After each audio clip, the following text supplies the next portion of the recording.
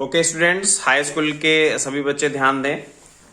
कल next topic में मैंने जो आपको पढ़ाया था, अब उसी से रिलेटेड एग्जांपल नंबर 10 जो है, जिसमें दिया हुआ है कि 5 माइनस अंडर रूट 3 एक अपरिमेय संख्या, इसको दर्शाना है। तो इसको दर्शाने के लिए आप क्या करेंगे कि सबसे पहले तो आप इसको कैसे सॉल्व करेंगे, देखिए। मान लेंगे कि माना 5 minus under root 3 is equal to a upon b. इसको ए अपॉन बी के इक्वलेंट मान लेंगे और लिखेंगे जहां ए व बी पूर्णांक है। ए व बी पूर्णांक है, इतना लिख लेंगे। तो इसके बाद यहां से आप सॉल्व करेंगे तो 5 minus under root 3 is equal to a upon b लिखेंगे।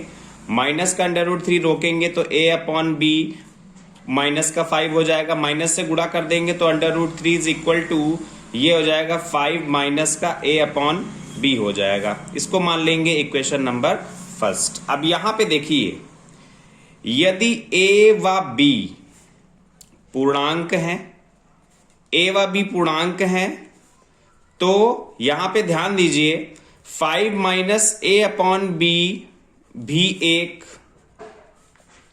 परिमेय संख्या होगी। ये परिमेय संख्या होगी, परिमेय संख्या होगी।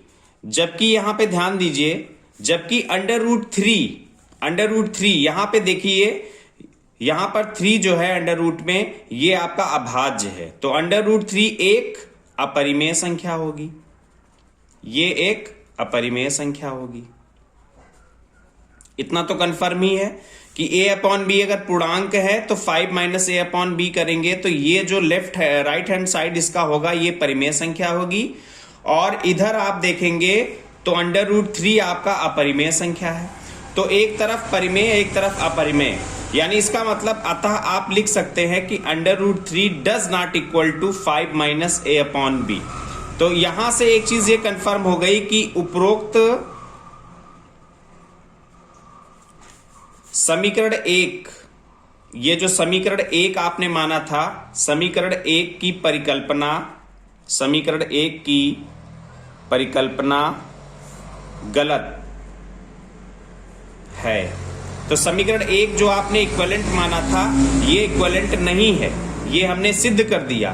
तो अतः आप लिख सकते हैं कि अतः 5 माइनस अंडर रूट 3 भी एक अपरिमेय संख्या होगी।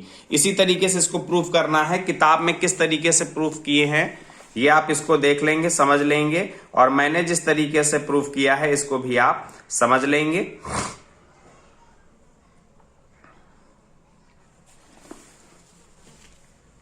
ठीक, उसके बाद यहां पे देखिए, जैसे प्रश्नावली 1.3 में दूसरा क्वेश्चन दिया हुआ है, इसको भी सेम ऐसे ही प्रूफ करना है।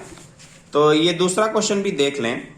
इसमें भी आप मान लेंगे कि माना 3 plus 2 under root 5 is equal to a upon b मान लेंगे और लिख लेंगे कि जहां ए व बी क्या है, ए व बी पूर्णांक है। इतना मान लेंगे। अब कैलकुलेट करें इसको, तो 3 plus 2 under root 5 is equal to a upon b, 2 under root 5 is equal to a upon b minus का 3, 2 से भाग दे देंगे तो under root 5 is equal to a upon 2b minus का 3 अपॉन 2 आ जाएगा। इसको मान लें इक्वेशन नंबर फर्स्ट मान लें। अब देखिए, यहां पर भी वही चीज आपको लिख देना है। यदि a व b पूर्णांक हैं, यदि a व b पूर्णांक हैं तो a अपॉन 2b माइनस का 3 अपॉन 2, यानी जो left hand right hand side है इसका, एक परिमेय संख्या होगी, एक परिमेय संख्या होगी। जबकि under root 5 right left hand side पे आप देखिए, अंडर रूट 5 आपका अभाज्य है एक, ये क्या होगा, ये अपरिमेय संख्या होगी। ये आपको लिखने का तरीका केवल आना चाहिए, ये इधर एक अपरिमेय संख्या होगी।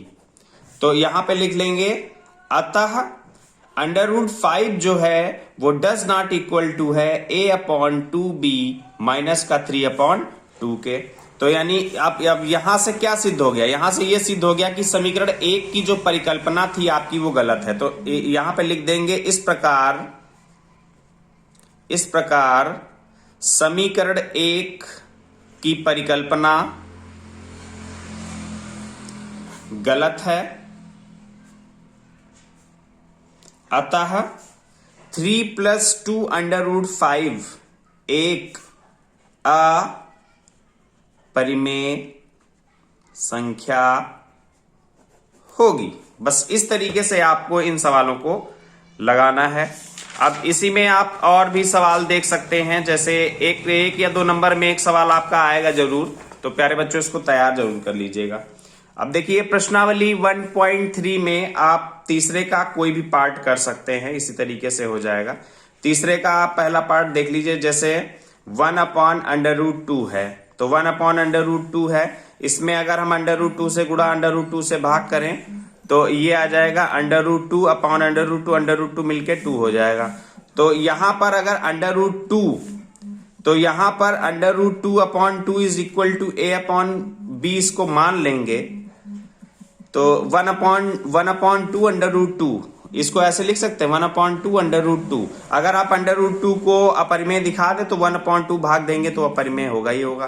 तो यहां पर मान लेंगे कि माना